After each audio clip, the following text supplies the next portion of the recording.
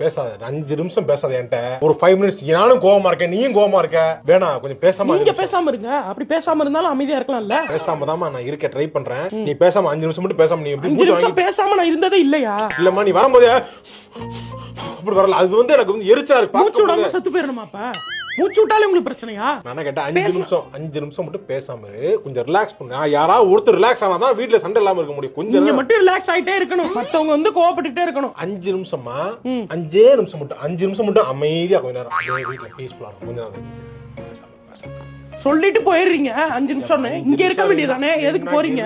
பேசாதம்மா.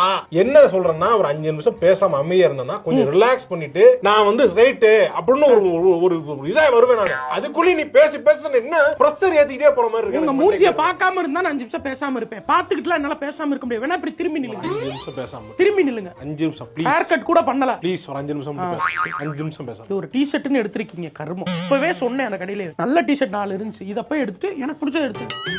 செஞ்சு 5 நிமிஷம் பேசாம